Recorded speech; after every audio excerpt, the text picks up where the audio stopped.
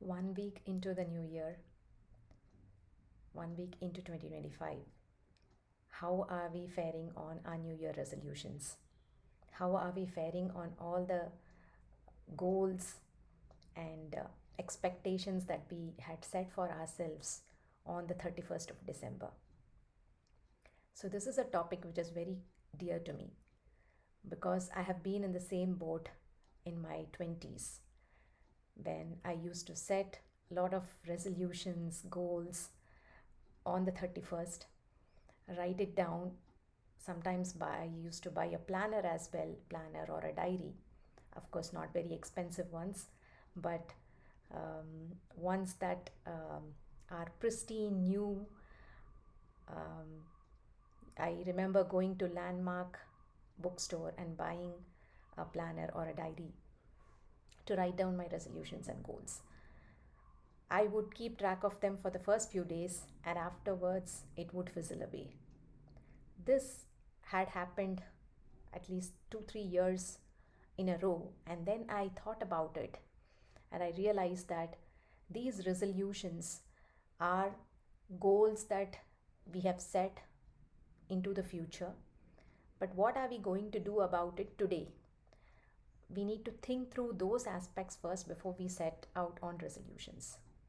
Second thing is, resolutions are mainly made based on what we see in others, based on what qualities we want to imbibe. Sometimes we might want to just emulate what others are doing. We might get a spark of inspiration and we might feel that, okay, this person is doing this particular resolution, or this person is working on this goal. Let me also take up the same resolution. So it is just a copy paste kind of a habit. So we take up resolutions without much thought. I read somewhere that comparison is the thief of joy. From childhood, we have been made to compare ourselves with our peers in our classes. In schools, we compare our marks, we compare our ranks, we compare so many things. So, comparison has been ingrained in us since childhood, and we continue the same habit into our adulthood as well. And this comparison is what is one of the foremost reasons we take up many resolutions and we fail. First and foremost, before we take up a goal, we ask ourselves, why is this goal important to me? Is it because I am motivated by someone else, or is it because that I want to achieve this goal? What is the factor that is pushing you to take up this goal? Having a thorough understanding of this, having a thorough understanding of the why, gives you a lot more clarity to pursue this goal. Second thing is, a goal is a far fetched idea. It is a journey that you need to undertake. And for that journey to happen, a lot of intermediate milestones need to be crossed. And as far as our lives are concerned, there are so many unpredictable factors, many factors which are beyond our control. So let's say you have set a goal that you need to wake up at 5 a.m. and do yoga or do some form of exercise. Let's say the previous night, one of your family members was not well and you had to take care of them, and you ended up sleeping very late in the night. Then you wouldn't be able to wake up at 5 and get that habit done, right? So, in that case, what we do is that we put up a nice habit tracker, and in that day, we are not able to put a tick mark and we feel very guilty. We get angry with others, or sometimes we feel we start to blame ourselves if we are not able to achieve that goal. Maybe on some days you might want to sleep a little more, you're not able to wake up early, maybe you're just tired, your body needed some rest that morning, so you didn't wake up, but you wake up late and then you realize you skipped that day's workout and you feel so guilty and you start to blame yourself. So it is better to take up habits and define them well and make sure that you're not putting so much pressure on yourself to achieve that goal.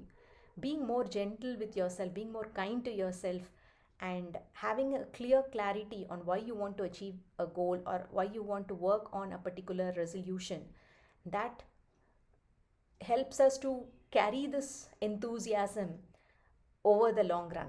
We don't just have a bunch of hyped up emotions on the 31st and 1st, and then we start to fizzle out as the weeks progress. It is also best to set goals that are suited for our personality, suited for our nature. It is in alignment with our environment, it is in alignment with our current stage of life. So, to give you an example, you might have a small toddler at home. Um, then setting a goal as losing 12 kgs in a quarter or so, it might be very difficult for you to manage along with various other priorities. I'm just sharing a simple example here, but this could be applicable to various different situations. So, what we do is that we just take up a goal without considering all these factors. Just because somebody posts about their weight loss, somebody posts about um, their goals, not just their goals, their children's goals and habits, we just take up those unconsciously. Sometimes we just scroll through our feeds and we look at, oh, these children are so well behaved, maybe I should also expect the same from my children. So these are like cues that we are picking from constant use of social media, and we set those goals not only for ourselves but for our children as well. So it's best to be mindful about the content we consume, mindful about the pressure we put on ourselves unknowingly, just by consciously looking at other people's lives, other people's habits. And it is so strange that the people are uh, monetizing their lives. They are saying that, I will show you my day, I will show you my morning routine, I will show you my evening routine. Then and again, this comes with a cost. It is like so silly that, it's not only earlier. I remember in the 2017-18, when YouTube was picking up, everybody used to share their routines in their YouTube channels. But now it is like people have started to even monetize that. You want to see my routine, then yeah, join my workshop or join my class. It's just so absurd. I mean, just let's take a step back. Let's look at our lives and prioritize what is important to us, what is possible for us in this year, in this situation, what we are in. Given our family situation, given our circumstances, given our strengths, sometimes we just focus too much on our weaknesses. We think that, oh, I am not good at this. This person is good at that, so I am going to pursue this. But, we don't focus too much on our strengths, what we are good at, what we can accomplish.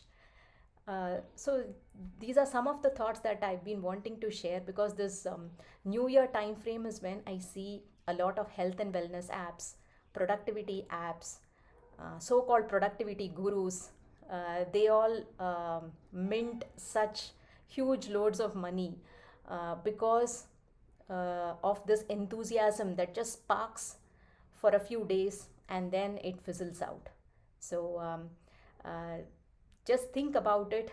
Do not take too much pressure on this new year resolution and goals.